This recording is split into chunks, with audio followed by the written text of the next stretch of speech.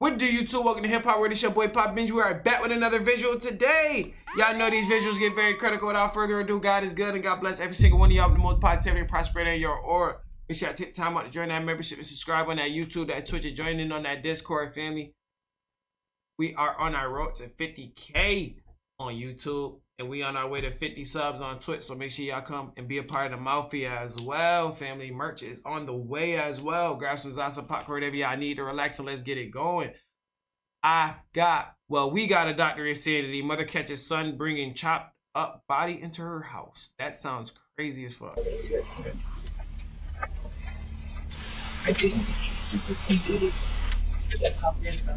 He balding. This is Marshall and his mother, Alicia. Just feet away, inside the trunk, lies the dead body of Marshall's girlfriend. He has cut her body up and plans to discard it in the remote mountains of the Sierra foothills. Over the next several weeks, why he did that to her? A series of small mistakes in Marshall's cover-up would bring him face-to-face with local police and the FBI. Watching detectives unknowingly walk past his murder scene and slowly discovering the monster he truly is. Do you know where she may be? Brother, I'm gonna keep it a buck with you. I don't know. Have you guys thought about maybe she was trafficked? The fuck you mean? Yep. Ugly PD, come out with your hands up! Oh yeah, this shit about to get fucking crazy. Sheesh. It's approximately 6:30 p.m. in Antioch, California, when 24-year-old Alexis Gabe is seen at a Chevron gas station. While filling up her car, she receives a message from her boyfriend. "Are you still coming over?" She replies, "I can only come by for a bit." After paying, Alexis gets back on the road, and by 6:37 p.m., she's seen arriving at her boyfriend's house. He doesn't know it yet, but she's there to break up with him. A decision that will carry far greater consequences than she expects. That's fucked up, bruh.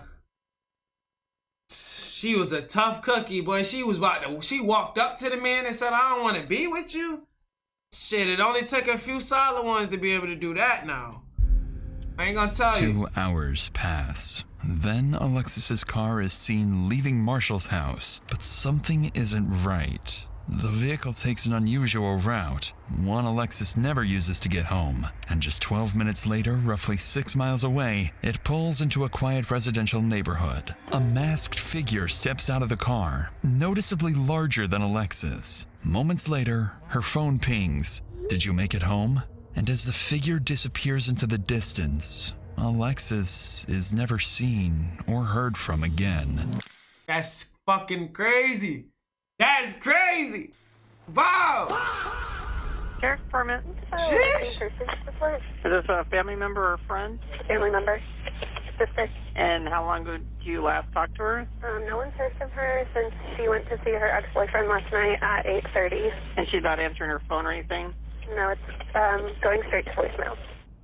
On the line is Alexis Gabe's sister. Her tone is urgent as she insists on filing a missing persons report immediately. To better understand the situation, dispatch sends Officer Rod Coutney to the family's home. And that's where he learns why Alexis's family is already fearing the worst. Good morning. How you doing? I'm a detective with the police department. I'm gonna get some info from you guys, and I'm gonna start looking for Alexis. That's okay. Okay. She ever make any sort of statements? No. Okay. Is she generally pretty happy? Yeah. Okay. She's always out. Like every day. Always out? Yeah. Do you know where she goes a lot of the time? With her friend, E and Ria. She's with us yesterday too. Does she have any mental health issues? This is generally an antidepressant. Yeah, I know. That's what she said. That's why she's looking out for the doctor. She's seeing the doctor. Okay. When they have accident with her boyfriend, car accident. She said she have a chiropractor appointment. Who's your boyfriend? The one that we know is Marshall. Marshall. Jones, yeah. Okay. And we just find out yesterday. The friend said Marshall threatening Alexis. If they gonna broke up, he's gonna kill or gonna kill Alexis. Oh, okay. And this is Marshall. Marshall. Yeah. Okay. Needless to say, Dumb ass boy. Dumb ass silly man. How are you gonna do some shit like that, bruh? Like, bruh, people do not be professional killers in the way that they think they are, bruh. You already predicting and contradicting yourself, texting people, saying shit like that. You know what I mean? Dumbass. the officer knows exactly who they need to speak with next. Exactly. According to Alexis's mother, Marshall Jones is the boyfriend she went to see last. But even more troubling is her claim that he had threatened to harm himself or Alexis if they ever broke up. As Coutney wraps up his initial search, he relays the information to his sergeant. From there, requests are made for street CCTV footage, a real-time location warrant for her phone, That's when they about to get most him. urgently, another officer is dispatched to Marshall's address. Later that afternoon, the officer arrives at the house. Knowing Marshall is one of the last people to They see about to get Alexis him now. alive, the officer expects to gather more information about her whereabouts. But he's about to get much more than that. But before we get to that, I want to talk about something else that's important too. For almost Yes. Yeah. Okay. How y'all doing today? Okay. Y'all be safe. Be careful now, okay?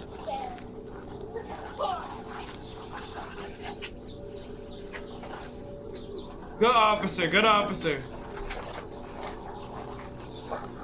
See his body language real quick. Hey, what's going on? Hey, I hear you know Alexis. Yeah, I was gonna say, yeah. So, Gabe. Yeah, I'm sorry, Gabe. Gabe. Yeah, no, her mom told me that she didn't come home. So yeah, cause I spoke to her brother and friends, and they're concerned. Oh, this nigga looks guilty as fuck. How you not? He don't even look concerned for his girlfriend at all. I'd have been going crazy about my hoe. Fuck that. But I'd have been. It'd have been like a Taken movie looking for my hoe. You ain't about to just take my girl, bruh. But that's the thing, bruh. He too comfortable. You making yourself look like a victim, bruh. Nigga gonna have to go through the thunderstorm. Hey-ya! You know what I'm saying? Hey, what's going on? Hey, I hear I don't like him. Alexis. Yeah, I was gonna say, yeah. So, Gabe. Yeah, I'm sorry, Gabe. Gabe. Yeah. He guilty as hell. Her mom told me that she didn't come home. So yeah, cause I spoke to her brother and friends, and they're concerned. Oh, I'm concerned too. when was the last time you spoke to her or saw her? You know what? I can. I'm the same way. Yeah, hold on. You weird, bro. So, I can show you my call log.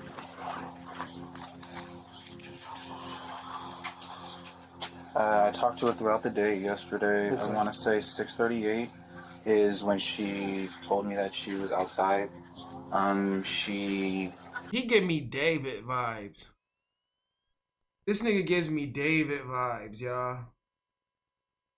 Oh my goodness, this motherfucker give me David vibes. Weirdo, a weirdo. You killed the girl because she broke up with you. You cut her up. You just ain't throw her in the car. Here? Yeah. I let her in. He weird, out bro. for a couple hours. She left around 9. Did she say where she was going? Yeah, because I can show you text message. She said that. The more you can give me, the better, man. Yeah, I was about to say. I appreciate it. remember her saying, "This is from today. It's not delivering." I've been trying to call her. I was like, "You still coming over? You must still be asleep." She's like, "I can only come by for a bit today." I was like, "Okay." He weird, bro. I swear to God. She was doing some other stuff for her job that she was doing some running around for. Okay. You idea where she may be? You know, brother, I'm gonna keep it a buck with you. I honestly thought she went to go smoke with her friend Rhea when she left here. Maria. Oh, Maria. Yeah. Okay.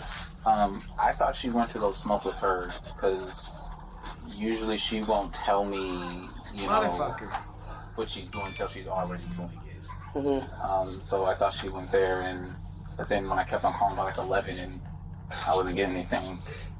Okay. Did she seem out of sorts when she came over yesterday? Was she her normal self? Whatever that may be. Yeah, I mean, she came in, we hugged, we kissed, she watched me. She was gonna break up with you, buddy. Don't make it seem like she walked in there all cordial and shit with you. Do my little heist on GTA, play my game and whatnot. I mean, we watched Family Guy. Okay. It was fine. When she left, did you see her? Did you see her leave? Yeah. And I say yeah because I opened the garage door and she left. So Okay. Also, she opened the garage door. Yeah. All right. At first glance, Marshall appears far more willing to help than Alexis's family hinted towards. But as he recounts his last encounter with Alexis, his demeanor is oddly detached, at times even attempting to make light of the situation. It's the kind of behavior that doesn't go unnoticed. That's what I'm saying. Before wrapping up the interview, He, motherfuckers, you so slow. You trying to be like, all right, let me just keep calm, and they won't cook me. They won't know that it's me. Let me just keep calm. Ask one of the Dumbass. strangest questions possible Right, at a this bitch moment ass. like this. Do you have a car? Because I want to be able to follow up with you. Yeah. And How long you dating? yeah. How long y'all been together? Like 3 going on 4 years. Okay. All right. And I showed you my call log, text message. You ain't got a strap down in the house like a slave or nothing? No, I know. No, I know you have to ask. Yeah, because it's a I have serious to. Yeah, situation. exactly. And I appreciate you trying to make light of it, but no. Okay. I do not. All right. Yes, you do. All right. On that strange note, the interview wraps, and the officer calls his sergeant, only to learn that, while this conversation was taking place, a major discovery had just been made a few miles away. Ooh. On a residential street in Antioch, Alexis's family comes across their daughter's car while organizing their own search and spreading the word on social media. Police are immediately informed of this discovery, and the car is towed and seized for forensic analysis. Inside the car, some troubling details quickly stand out. The keys are still in the ignition, the door is unlocked, and personal items are missing. After removing and analyzing the car's infotainment unit, investigators are able to track Alexis's precise movements before her disappearance. And just 12 minutes before the car was abandoned, it had been at Marshall's house, not her friend Maria's, as he had previously implied. They logged inside the fucking computer. I mean, they in the car radio, GPS. The car's GPS. They logged into the car's GPS, bro. Oh my God. These findings, along with the alleged death threat, prompt investigators to move Marshall from a person of interest to the primary suspect in Alexis's disappearance. The following day, 2 detectives arrive at Marshall's house, It's getting good, suspecting man. he is the last person to see her alive and may have been withholding vital information. However, they're also here for something else. Something that will catch him completely. This shit is getting good, nigga. Is you wearing the same? I was about to say, boy, you can't be wearing the same clothes. Completely off guard. Hey, I'm a detective minister real quick. Are you Alexis's Boyfriend, yeah. boyfriend? Okay, what's your name? Marshall? Marshall? Okay. Yeah, we're still looking for her. Have you heard from her at all? Or? I have not. I've been trying to call her. I've been texting. My text messages aren't getting delivered. My phone calls are going straight to voicemail. Gotcha. Okay. Huh. Yeah, basically at this point, I think this is the last place that we know that she was at. Right, and so we're just, obviously that's why we're kind of keying in on this area, I understand, and I was telling her mom, hey, I saw her, this is the last time. Yeah. And I'm worried. Right. And it's the same.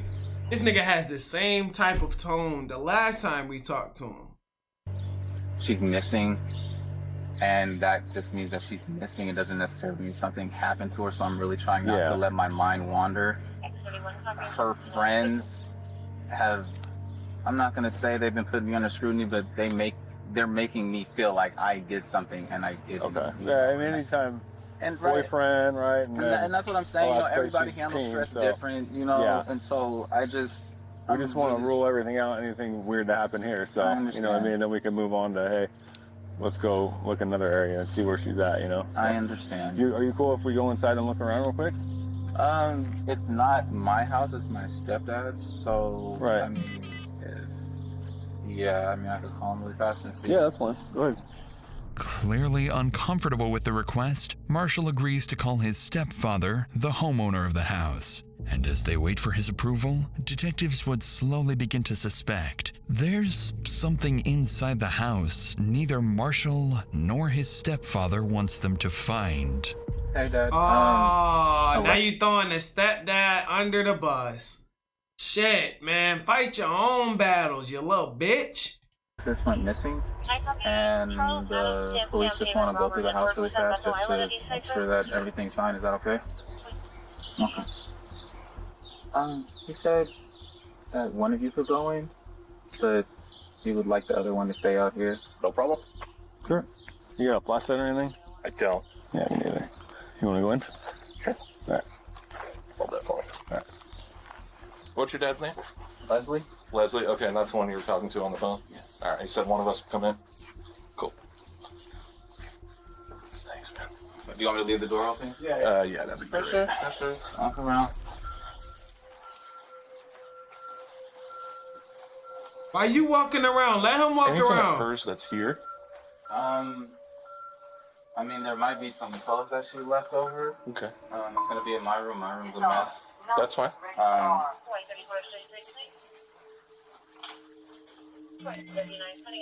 Cool. This your room? This is my room in here. I know. Like I said, it's a Hey, mess. it happens, bro. Yeah. You guys drink together, I'm assuming? Yeah. At the house.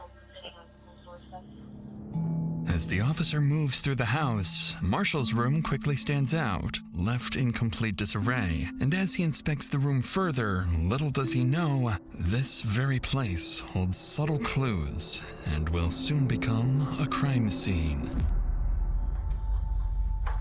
Small ass room. Is there upstairs? No, It's just one story. just one story. Ready room. Small as fuck. I like the pictures on the wall though. I like that Joker. Why so serious? I need to get that sound effect. Is there upstairs? It's No, just one it's story. just one story. Thank you. Appreciate it. You're good. And then this is other people's rooms? Yeah. I'm not sure if it's that in on it. Not sure. Did you want to go in the backyard or? Probably not. All right, I'm gonna close this door. Bro said if I can't have you, nobody will. Nothing out of the ordinary. His room is an absolute mess. He does. Focusing on the mess, the officer overlooks the attic, a place hiding a terrifying secret. And it's no accident. Marshall has been guiding him through certain areas, carefully steering him away from others. But despite the search turning up nothing, Yeah, dumbass, they gonna come back with a warrant. Cause I don't need you to give me a tour of the house. I wanted to search through myself. I didn't need you to give me a fucking tour, you piece of shit. officers aren't done with him just yet. There's something else they want to ask. My lighter No contact from her? None whatsoever. Okay. Phone's been off. You tried to call her, I'm assuming? Indeed. Okay. Do you mind hanging up with him real quick so we can... I'm going to ask you something. Would you be willing to give us your cell phone for a forensic download? Oh, yeah. Okay. So I'm able to do all that stuff. What's the forensic download again? It just shows me all the information on your phone for a certain period of time. Oh, okay. It shows like, hey, was this phone here the whole time? Oh, yeah, for Stuff sure. like that? Okay, yeah, Okay. for sure. And then I would just have you sign like a... Goofy ass, you probably took your phone with you, dumbass. It's gonna ping where you dropped the car off at. consent form. Okay. And then you can bring it down, sign the consent form down at the PD. And then I'd take your passcode, and then I would do it that way. Okay. They want to do a forensic download just to make sure that, you know, my phone is where I said it was, i.e. where I said I was. Yeah. But she was still here when he got home? He Interesting. literally told you to hang up the phone when he asked you that. Detectives not only gain access to Marshall's phone, but also learn that his stepfather was allegedly at the house at the same time Alexis was there. So Step-dada, you're cooked. You're cooked, man. They make a note to speak with the homeowner as soon as possible to see if his account aligns with Marshall's. Shortly afterwards, Marshall gets into his stepfather's car and follows the officers to the station. As he drives, officers ahead notice something strange. He appears anxious, swerving slightly with something large in the back of his car obstructing his view. In reality, Marshall isn't just nervous. He's just realized he's driving straight to the police station with a car full of incriminating evidence. About 10 minutes later, Marshall arrives at the station, trying to steady himself, quietly questioning why he brought this car in the first place. And the second he steps out, he realizes the officers are onto him. Yeah. Yo, bruh. I swear God don't play with people. God does not play with people, bro. God does not play. This nigga literally brought, or he can just be a pure idiot. He can just be a pure idiot. How you don't remember that? Blankets. A whole nut. Pause. Pause. Or can you just look around? This it's my dad's car, and I mean, I kind of just want to lift the gate so I can see inside. You know, if that's cool. Again, it's not my car; it's my dad's, and you have my phone, so I'll open the gate for you though, so that way you can look inside. That'd be great.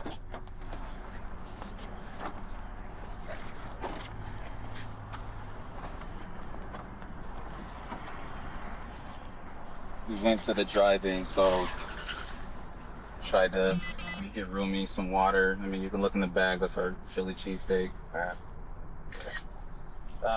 Any of this hers? No.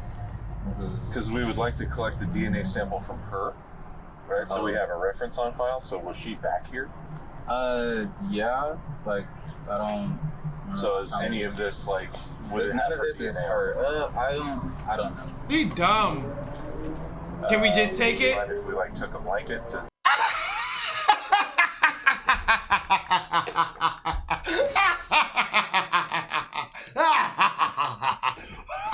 Oh, we got you, bitch. I would. Fry 'em. Because, yeah. Come on. Does she normally sit up in the front seat? Yeah. Okay. Come on. I still want a blanket though, little homie. Oh, we're not. You don't want us to look under the blankets or what? She would like to look under the blankets. I don't want you to think I have a dead body or anything. No, I was just because you were being all. Yeah. Okay. So this is your stepdad or your real dad? My stepdad. Gotcha. All right, cool. Naturally, Marshall's unwillingness What was incriminating? The blankets? What, did he wrap her up in the blankets? to show what's in the trunk immediately raises red flags for the officers. Once it's opened, they find multiple blankets, pillows, and food waste, with Marshall insisting that he and Alexis used the car as a bed at the drive-in. With suspicion mounting, they get Marshall the tire storage? That would be crazy. I think she's in the attic in the house. to sign a consent form, download the data from his phone, and then return it to him. And as they let him go, detectives believe the contents of Marshall's phone may finally reveal what he's been hiding, unaware that this entire investigation is about to start going downhill. The next day, as investigators prepare to review the data from Marshall's phone, they notice the download process has failed, leaving them with nothing. Whoa! Realizing Marshall's willingness to cooperate may already be reaching its limits, detectives decide not to push any further for now and instead turn their attention elsewhere. There's still one person they haven't spoken to yet. Bro, I never heard of an officer not getting into a phone.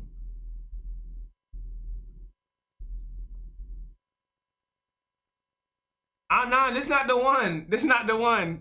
Marshall's stepfather, the homeowner who was allegedly inside the house the same night Alexis disappeared. It's not the one. If something happened to her that night, he may have witnessed it. With that in mind, they drive back to the house to speak with him, where they'll begin to suspect that not everyone wants them to discover the truth behind Alexis's disappearance. Hey, Mr. Clark. Hey. We're just trying to follow up on everything going on with Alexis. We haven't talked to you yet. That ain't Clark Kent. Marshall had said that you were here when Alexis was here on Wednesday night. Did you see Alexis here on the 26th? Be honest with you, I come. If she's here, she's here. She's not. When I see her, I don't. You don't recall seeing her car here? No, I do not. And you don't remember seeing her, talking to her that night? No, I didn't see her there that night. No Wednesday. How's Marshall holding up with all this? He's upset. No, for sure. I mean, just now finding out that his girlfriend's coming up missing. I mean, I found out yesterday with the note coming in, a flyer. Oh yeah. Flyer and stuff. Saying that she's missing. I'm like, what the hell is going on? What was she like as just an everyday person? Like, she's good? Sweet. Yeah. I mean, she's just a good young lady. I don't think he's a perfect person you should be asking those type of questions, but all right, go ahead. She never brought drama to your house or anything like that, or? What couples? I mean, aside from couple drama. Yeah.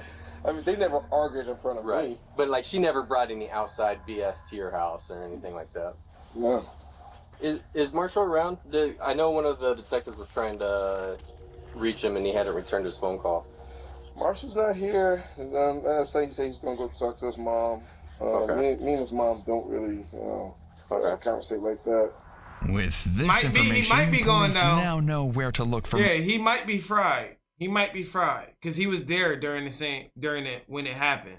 So could he help him move the body? Who knows? Marshall next. His mother's house. Could he catches the officers off guard, however, is Leslie's refusal to confirm being with Marshall and Alexis the night she disappeared, directly contradicting what Marshall had previously told investigators. Now faced with more questions than answers, No, I wasn't there. Officers leave to figure out their next move. From this point forward, the investigation into Alexis's disappearance quietly begins to shift in a much darker direction.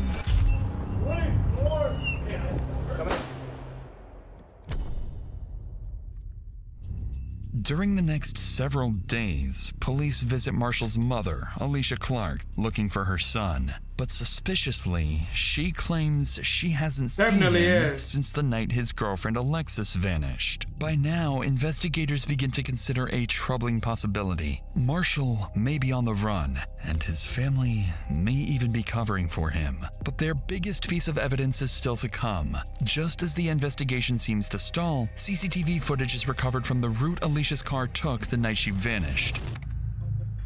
For roughly 12 minutes, the car is seen speeding from Marshall's home to the residential area where it's eventually abandoned. A masked figure is seen stepping out of the car, noticeably larger than Alexis, with a more masculine build. So they know As it's a detectives man. begin tracking the figure's movements through nearby cameras, they watch it move calmly for over a mile until it arrives somewhere completely unexpected: Marshall's mother's house. This development makes investigators certain that the masked figure was none other than their prime suspect, No! Marshall. Why did you do that to yourself? And with that, an emergency search warrant for his home is secured immediately. On February 1st, more than a dozen officers arrive at the house, convinced there is far more inside than Marshall originally let them see.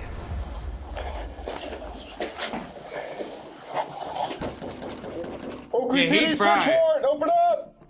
He fried. Press the door. Press the door with your foot. Yeah, hold it to the side and press it close. Oh shit. Yes. We need that fry.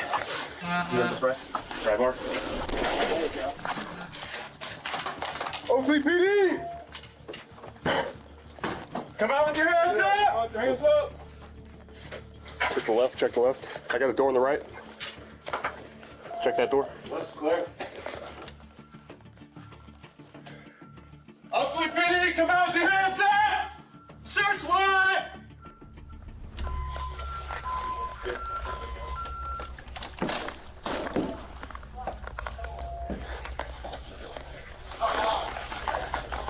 Check that. Clear. As As officers move through the house, neither Marshall nor his stepfather are anywhere to be found. But then, as they prepare to enter the garage, it doesn't take long for a vile discovery to emerge. Good. Smell it? Smell like dead body. Yep. In the laundry room. Okay. It's a nice car. Yeah. Got a little compartment down. Right here, yeah? Yeah, right in here. I got a big whiff. Yep. Where's that backyard? All space? Yep. Multiple officers begin to notice a distinct smell, one they believe to be the odor of a decomposing body. Is the shit above them in the garage? The scent appears to be coming from the laundry room and leads up towards the attic. So officers prepare to investigate and brace themselves for the worst. It looks undisturbed. Are we agreeing? It's been opened before. I don't know. It's right here, dude. Yeah. It's points straight out to the garage. So that's the thing, is like, we gotta check the crawl space.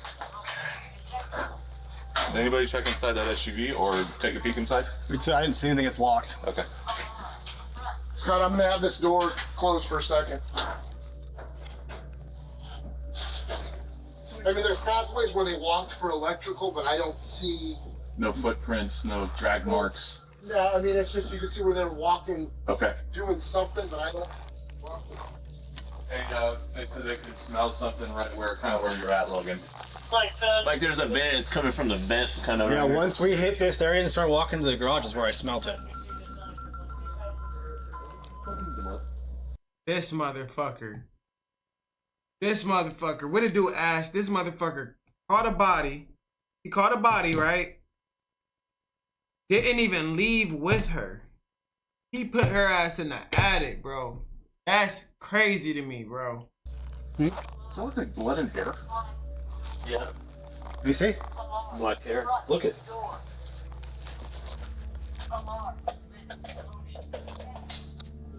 Paint? Could be blood, could Looks be like brown paint, but that could also be blood. Alright, let's This flops. let's clear out. After following the scent, officers come up empty-handed, but they do uncover what appears to be dried blood. After clearing the entire house, officers are still unable to locate the source of the smell, so a canine unit is called in. Wait, so it's not in the attic? If human remains are hidden somewhere on the property, this dog may be their best bet on finding them. I don't know. If I got a big whiff right in the laundry room. Oh. It smelled like just dead body. Ooh. All right, let's see what we get. No worries.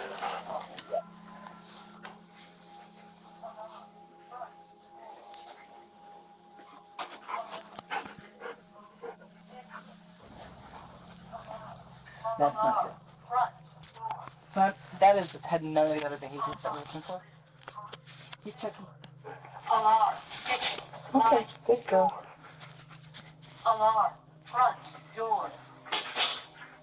And then that's the attached garage. Oh, can we go in there? Yes.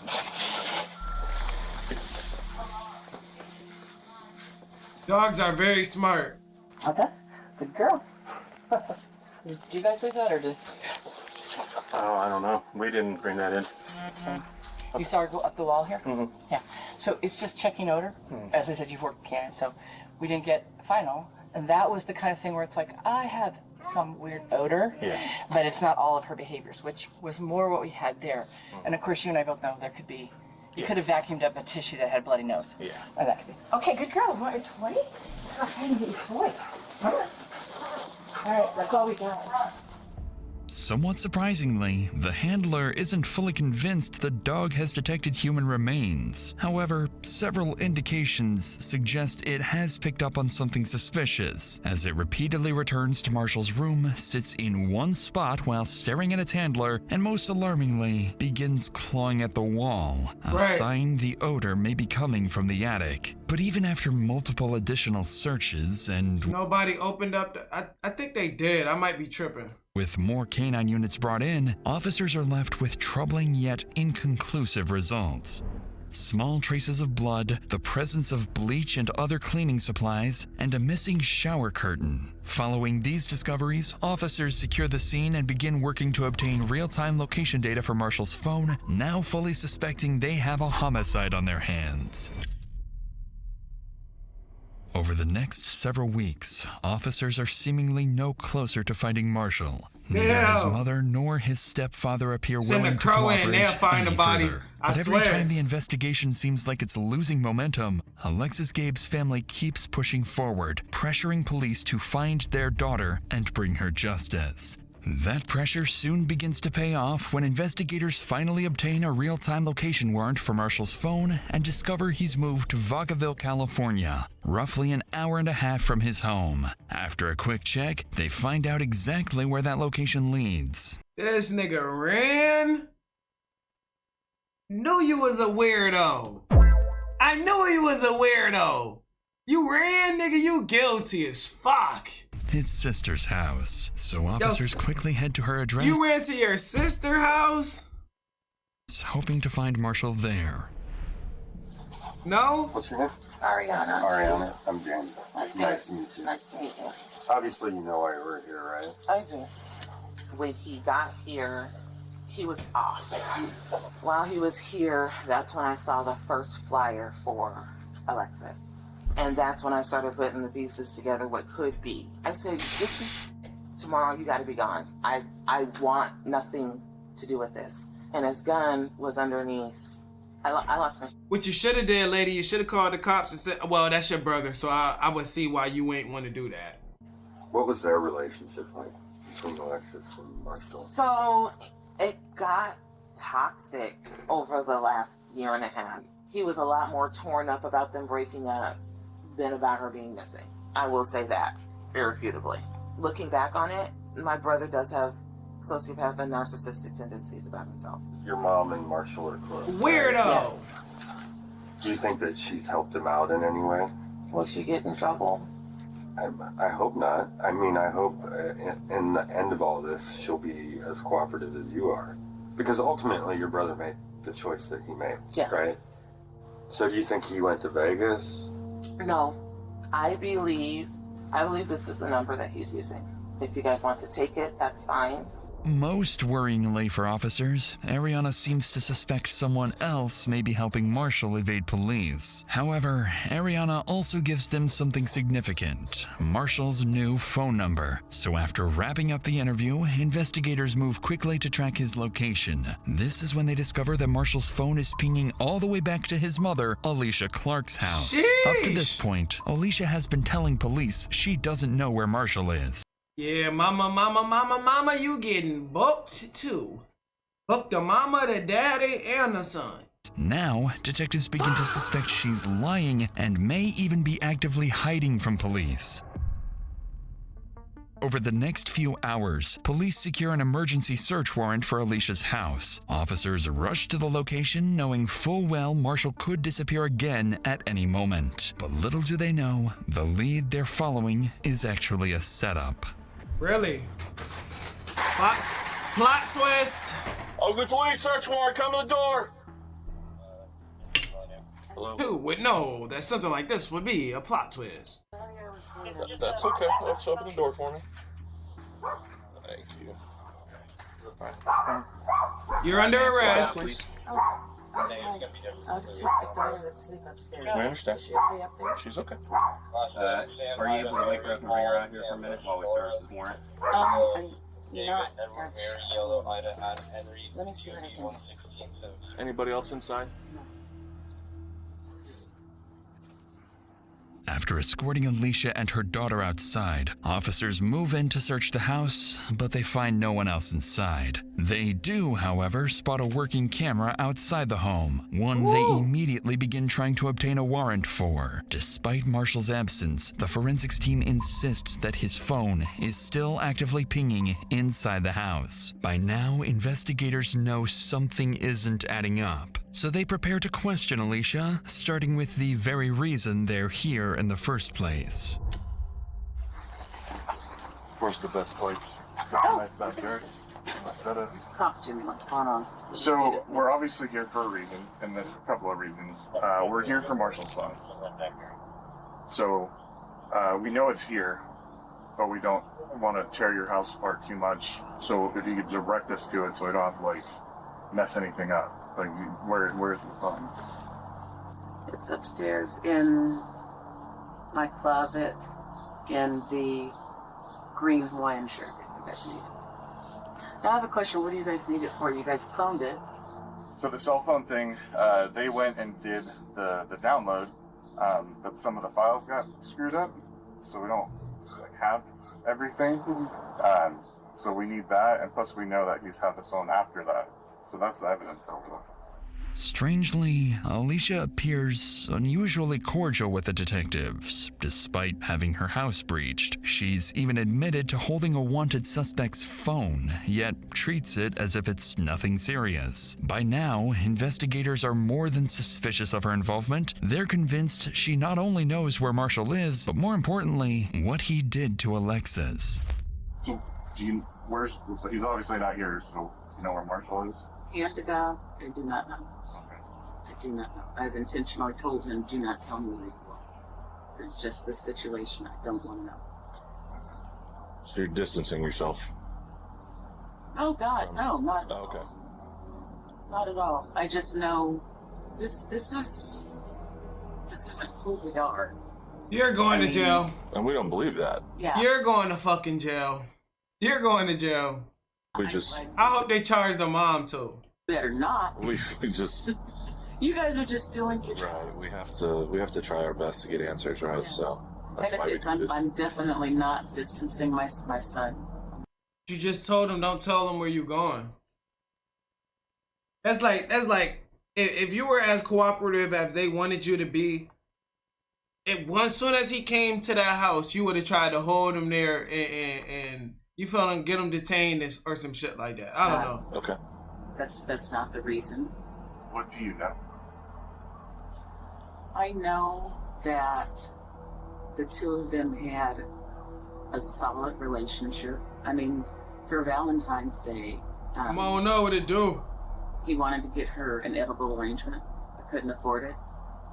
And so he went and got the chocolate, all of the stuff, built her an edible arrangement. I like that.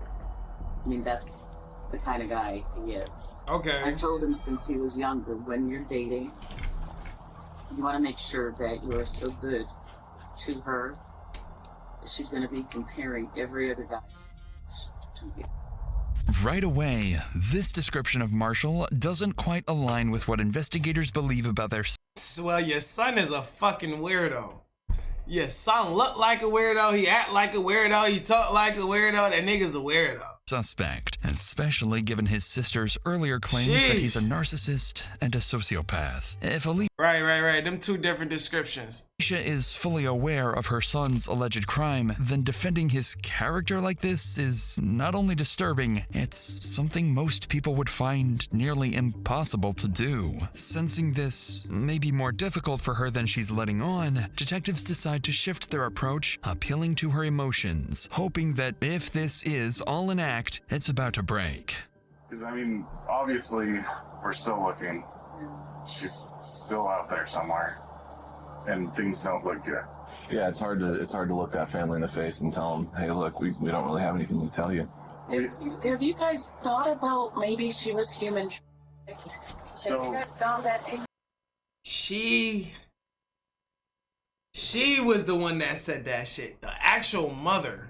I've heard that some people posting stuff on the internet and stuff, but a lot of people are not, they don't have a good grasp on how human works. Right. You can't just snatch up a 24-year-old, 170-pound female. I mean, I'm just going to be straight up with you. Do you think Marshall had anything to do with this? God, no. Even if there's evidence that would suggest that he has something to do with it. I'm not gonna lie, the backyard is beautiful. You guys would have to prove it beyond a reason. Obviously. I don't want to leave you thinking that, for the lack of a better term, just... I know. Oh, God, no.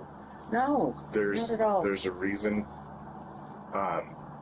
I mean, I can only leave you with that. But I can't. Not like this. That's even saying too much. You tell me. I don't want you to just like I just said. I mean, we've been both agencies here and the DA's office that we've all been working on this for 3 months now. We've looked every which way. Despite the detective's best efforts, Alicia doesn't appear to budge. And the worst part is that her dismissive attitude seems to work. Although officers inside manage to locate Marshall's phone, they find it's been wiped completely clean. And with nothing concrete tying Alicia to the disappearance, investigators are once again forced to leave empty-handed. With no body, no confession, and no idea where Marshall may have gone, Alexis's case slowly starts going cold. Damn. 3 Months months go by with no new leads on Marshall's whereabouts. But then, investigators finally secure a warrant and obtain the CCTV footage from his mother's house. And as detectives start analyzing the footage, they begin to understand how Marshall managed to stay one step ahead of investigators for so long. Inside these large plastic bags, investigators believe are Alicia's remains and suspect Marshall's mother was aware of it. Following these developments, investigators reach out to Marshall's sister and learn he has a friend at an apartment complex in Kent and may be hiding there. Using travel records, CCTV footage, and anonymous tips, they zero in on a specific location, the Skyview 33. Bruh, I'm not gonna lie, I gotta give this one a like. This is the craziest video I've seen this week so far. Like, Dr. Insanity, you definitely be cooking up. You feel me? Cooking up, without a doubt. One of the best ones I've seen so far. You know what I'm saying? It's a lot of good ones I've seen this week, but this one on the top. 22 apartments. On June 1st, more than 4 months after Alexis Gabe disappeared, the task force moves in to serve a murder warrant and finally arrest Marshall. But as they arrive and prepare to breach, nothing about this operation is about to go as planned. What happened? Shut up.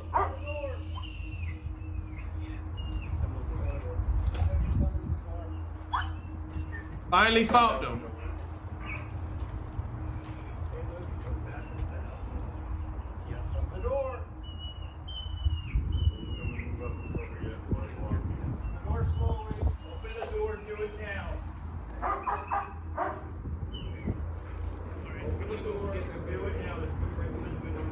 John?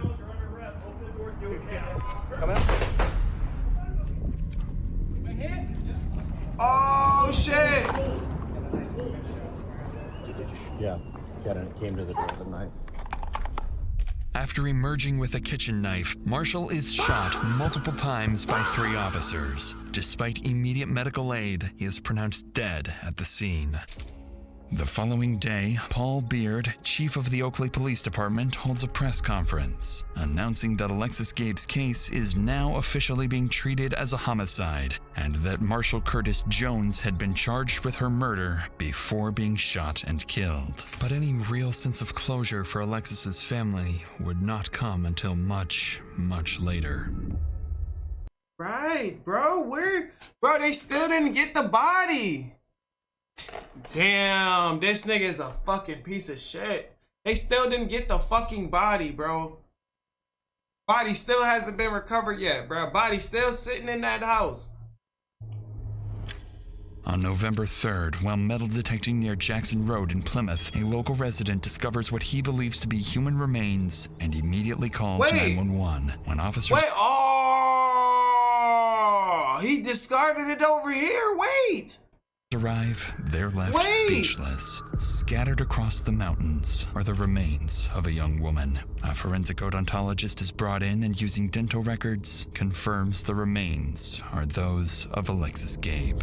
Wow. In the aftermath, her family expresses a mix of devastation and relief. They continue pushing for charges against Marshall's mother and hold memorials in Alexis's honor. To this day, Alexis's family continues demanding justice and launching a petition criticizing the Contra Costa County District Attorney's Office for its handling of the case and calling for stronger accountability for victims' families. But despite these efforts, Marshall's mother is only temporarily detained. Without sufficient evidence, she is never charged charged as an accomplice. And the same is true for the rest of Marshall's relatives, something that continues to infuriate Alexis's family to this day. As of now, there is still no definitive motive for Alexis's murder, only that their relationship was deeply toxic. And perhaps, when Alexis finally decided to break up with him, Marshall made a final, irreversible decision. If he couldn't have her, then no one could.